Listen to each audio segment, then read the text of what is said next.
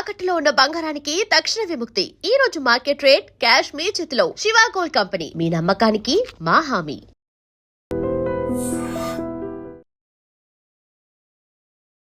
నమస్తే, welcome to I dream. ఈ తెల్లవారుజామున ఘోర రోడ్డు ప్రమాదం జరిగింది. సూర్యాపేట జిల్లా కోదాడ మండలం దొరకొంట గ్రామ శివారులో ఈ ఘోర రోడ్డు ప్రమాదం జరిగింది. ఆ రోడ్డు ప్రమాదానికి సంబంధించిన దృశ్యం ఒకటి మీరు స్క్రీన్ మీద చూస్తున్నారు. హైదరాబాద్ నుంచి ఏలూరు వెళుతున్నటువంటి ప్రైవేటు ట్రావెల్స్ బస్సు ఈ ప్రమాదానికి గురైంది. ఆ ప్రైవేట్ ట్రావెల్స్ బస్సు మీరు చూస్తూ ఉన్నారు, మొత్తం అద్దాలు ధ్వంసం అయిపోయినాయి. ఇక్కడ చూడండి, ఒక ఒక ఒక ఐరన్ రాడ్ లోపలికి, బస్సు లోపలికి చొచ్చుకుపోయినటువంటి పరిస్థితి కనిపిస్తోంది. అంటే ఈ ప్రమాదం ఏ విధంగా జరిగిందో ఒక్కసారి మీకు చెప్పే ప్రయత్నం చేస్తా. రాత్రి ఇక్కడ హైదరాబాదులో బయలుదేరినటువంటి ఆ బస్సు సరిగ్గా ఉదయం 4 గంటల సమయం అవుతుందండి. 4 గంటల సమయం అవుతుంటే ఈ దొరకొంట శివారు, ఎక్కడ కోదాడ మండలం దొరకొంట శివారు గ్రామానికి వచ్చేసరికి అక్కడ ఒక లారీ రోడ్డు మీద ఒక పక్కకి ఆగుంది. ఆ లారీలో ఐరన్ సామాగ్రి ఉందండి. ఐరన్ సామాగ్రితో ఫుల్ లోడెడ్గా ఉన్నటువంటి లారీ రోడ్డు పక్కన వాళ్ళు ఆపి ఉన్నారు. అయితే చూసుకొని వెళ్ళాల్సినటువంటి ఈ ప్రైవేటు బస్సు ట్రావెల్స్ చూసుకొని వెళ్ళాల్సినటువంటి ఈ బస్సు డ్రైవరు మరి నిద్రమత్తులో ఉన్నాడా, ఎట్లా ఉన్నాడో తెలియదు, కానీ కనీసం వాళ్ళు సైడ్కి పెట్టారు. దాన్ని ఏమాత్రం గమనించకుండా మళ్ళీ ఫాస్ట్గా వస్తున్నాడు. అతి వేగం, నిర్లక్ష్యం, నిద్రమత్తు.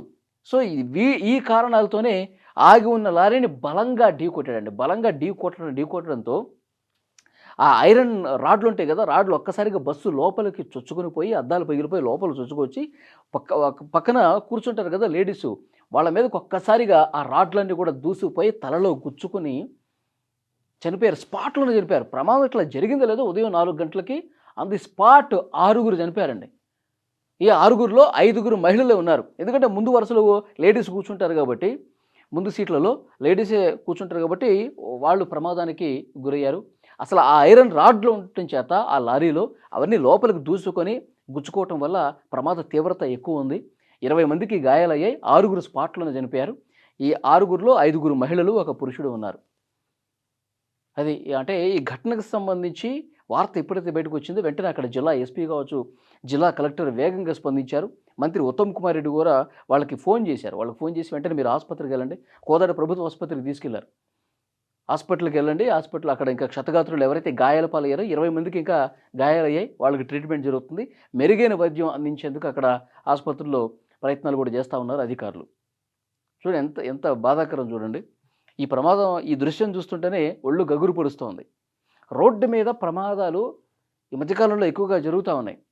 అర్ధరాత్రి సమయం 12 గంటల నుంచి మొదలుపెట్టి తెల్లవారుజామున 4 గంటలకి, 5 గంటలకు, 6 గంటలకి ఇట్లా చాలా చోట్ల ప్రమాదాలు జరుగుతున్నాయి. దీనికి కారణం నిర్లక్ష్యం, అతివేగం.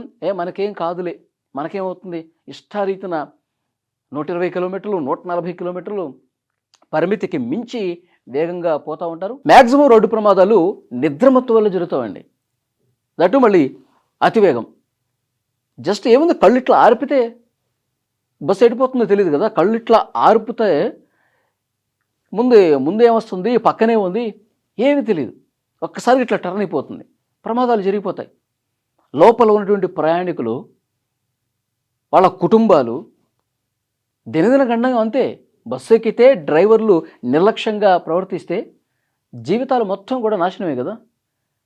ఇక్కడ 6 చనిపోయారు, 6 కుటుంబాలు, ఇంకా తీవ్ర గాయాలతో కొంతమంది ప్రభుత్వ ఆసుపత్రుల్లో ఉన్నారు. సాఫీగా ప్రయాణం జరిగి ఇంటికి వెళ్ళిపోతాము. ఉదయం 9 గంటలకల్లా ఏలూరులో చేరుకోవాలి, ఈ బస్సు ఏలూరుకు చేరుకోవాలి. కానీ ఉదయం 4 గంటలకే ఈ ప్రమాదం జరగడంతో వెంటనే ఎవరైతే చనిపోయారో వాళ్ళ కుటుంబ సభ్యులు కూడా ఇన్ఫర్మేషన్ ఇచ్చారు. వాళ్ళు కూడా హుటాహుటిన బయలుదేరి కోదాడ ప్రభుత్వ ఆసుపత్రికి వస్తున్నట్టుగా తెలుస్తోంది.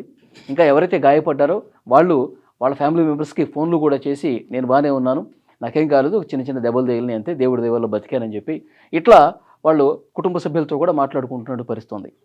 ఇక్కడ ఇంకొక ఘోరమైనటువంటి విషయం ఏంటంటే, డ్రైవర్ ఉన్నాడు కదా, బస్సు అక్కడ పెట్టేసి వెళ్ళిపోయాడు. డ్రైవర్కి ఏం కాలేదు. ఈ ప్రమాదం అర్థమైపోయిన తర్వాత వెంటనే అక్కడ దిగేసి మెల్లగా జారుకున్నాడు అనమాట. అతని పేరు మల్లికార్జున్ అంటే డ్రైవరు. సో పోలీసులు కేసు నమోదు చేశారు, దర్యాప్తు చేస్తున్నారు. ఎక్కడున్నాడో పట్టుకునే ప్రయత్నం జరుగుతోంది. కానీ ప్రమాదాలు మాత్రం చాలా దారుణంగా జరుగుతూ ఉన్నాయి. కేవలం నిర్లక్ష్యమే ఒకటే కారణం. మన గతంలో కూడా రవాణా శాఖ అధికారులు కొన్ని అవగాహన కార్యక్రమాలు కూడా ఏర్పాటు చేశారు. రోడ్డు ప్రమాదాల నివారించడం కోసం రోడ్ల మీద ఏ విధంగా ప్రయాణికులతో వెళ్ళాలంటే, ఎందుకంటే ప్రైవేట్ ట్రావెల్స్ బస్సు గతంలో కాలిపోయి 19 మంది 20 మంది చనిపోయినటువంటి పరిస్థితి ఉంది కదా.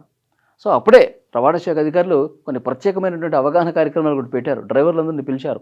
డ్రైవర్లు ఎట్లా ఉండాలి, వాళ్ళు గమ్యస్థానాలను ప్రయాణికులు చేర్చడానికి ఎంత బాధ్యత ఉండాలన్నది చాలా క్లియర్గా అవగాహన కార్యక్రమాలు చేశారు. కానీ కొంతమంది డ్రైవర్లు మాత్రం ఏమాత్రం వాళ్ళలో మార్పు రావట్లేదు.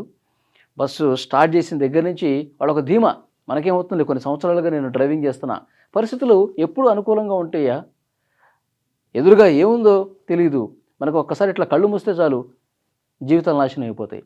సో కాబట్టి ఇంకా స్ట్రిక్ట్గా అధికారులు చర్యలు తీసుకోవాల్సినటువంటి అవసరం ఉంది.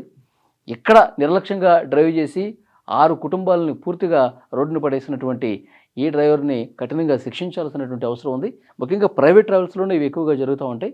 ప్రైవేట్ ట్రావెల్స్కి మళ్ళా ఒకసారి అధికారులు చర్యలు తీసుకుంటామని చెప్పి ఒక భయం ఏర్పడే విధంగా కొన్ని చర్యలు తీసుకోవాల్సినటువంటి అవసరం అయితే కనిపిస్తోంది.